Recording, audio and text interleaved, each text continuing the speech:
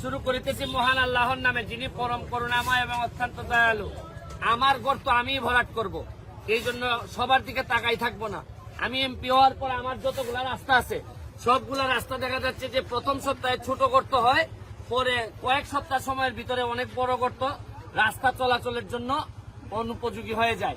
এই জন্য আমি সিদ্ধান্ত নিয়েছি আমাদের গর্ত ভরাট করার জন্য, রাস্তার গর্ত ভরাট করার জন্য নিজেরাই ট্রাক্টর কিনে, আমরা কিনি নাই, দুইজন আমাকে উপহার হিসেবে দিচ্ছেন, 2টা ট্রাক্টর দিয়ে আমরা এলজিডির কাছ থেকে, এলজিডি উনি আমাদের একজন ইঞ্জিনিয়ার, ওনাদের অ্যাকশনের কাছ থেকে আমরা কিছু বিটুমিন নিছি, নিয়ে কিছু পাথর নিছি, নিয়ে বালু নিয়ে আমরা এখন পুরা মাধবপুর এবং সোনারঘাট 2 উপজেলায় এই ট্রাক্টর সবসময় চলতে থাকবে এবং এই বিটুমিন আর পাথরের মধ্য দিয়ে আমরা রাস্তা ভরাট করব।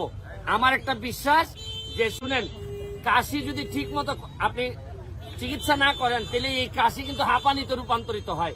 রাস্তার ক্ষেত্রে গর্ত ভরাট যদি আপনি না করেন তখন পরবর্তীতে এই গর্তের কারণে রাস্তা পুরোপুরি নষ্ট হয়ে যায়। আপনাদেরকে দেখাচ্ছি যে কি কি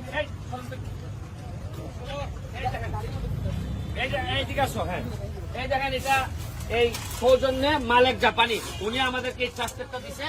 এখন গাড়ির মধ্যে কি কি আছে দেখাও। এই যে এই গাড়িটার মধ্যে থাকবে, এই যে সামনে এই যে দেখেন, এটা হচ্ছে পাথর আছে আর বিটুমিনেরটা কই দেখি, এখানে আছে। আরে আমার কাজ শেষ করে দিতে অনেক বড়। এই সরো, তুমি সরো, এই যে নষ্ট হইতেছে কাজ। এই যে এই বিটুমিনের জন্য ধন্যবাদ জানাচ্ছি আমাদের হবিগঞ্জের অ্যাকশন মহোদয়কে, যে উনি আমার বিটুমিন দিয়ে সহযোগিতা করার কারণে এখন আমার এলাকার যে রাস্তার গর্ত এইটা ঠিক আছে। এইটা তো হবিগঞ্জের জেলাতে থেকে অনেক অফিসাররা জানেন না কখন গর্তগুলা হচ্ছে। এই জন্য আমরা দেখায় যদি 2-3 জন কাজের লোক দিয়ে যদি এটা করাইতে পারি তাহলে কিন্তু আর কোনো সমস্যা হয় না। এই জন্য আমার এই ধারণাটা যদি আপনাদের ভালো লেগে থাকে, সব এলাকায় আপনারা এটা ব্যবহার করতে পারেন। কারণ মেনটেনেন্সের জন্য যে পরিমাণ টাকা খরচ হয়, আসলে প্রপার মেনটেনেন্স শেষ পর্যন্ত হয় না। বিভিন্ন দুর্নীতি, চুরি চামারির কারণে শেষ পর্যন্ত আর কিছুই করা যায় না।